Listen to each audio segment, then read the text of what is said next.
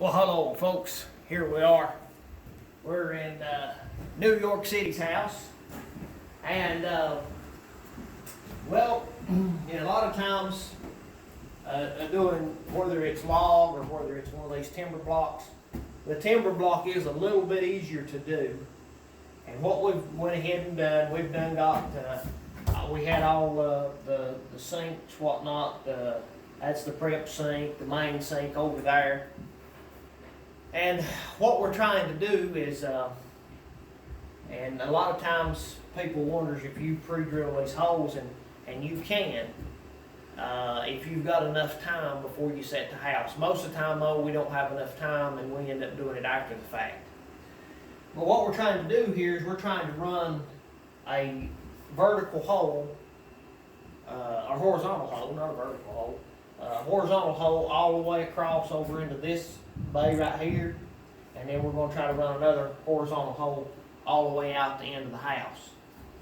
Now the problem that we've got is, so here's my little drill. The problem that I've got is I've got out here to about right here, and I've only got 3.5 inches of space. And inside that 3.5 inches, when I go through the blocking, they've got threaded rods run down every 2 feet. So it's right in the middle. So now I ain't got 3.5 inches no more. I need to hit a hole with a 3/4 bit that's basically about 1.25 inches.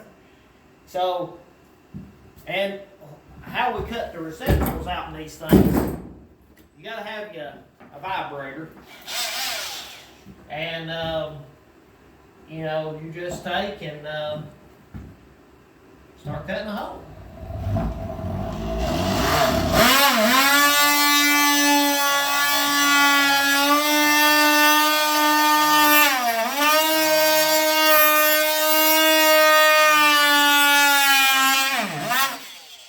I can tell anybody that you do not want to build a timber block house without one of these. This is the handiest tool. I don't even carry a hammer in my tool belt. I carry this tool and a big long drop cord. They do make them cordless, but I don't. And the cordless is okay.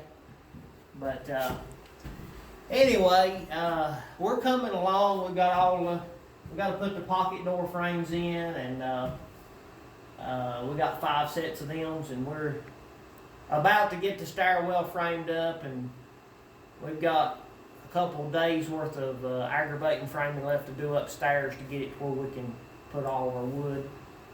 But and as you can see, one thing that a lot of times people that is surprising to them is, right here's a perfect example. Come right in here. If you look at this line right through here, so what happened was we had this post set because we had to set this big LVL, and it's been sitting here since we put the second floor on. Well, I needed this trim piece to be in behind it. This piece right in here. It wraps this whole corner, and you can see the color difference. And so that UV light changes it that much. We ain't done one thing to it. It ain't got no stain on it.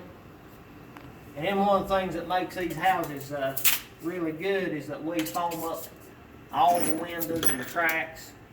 They send us some really good foam, and it makes for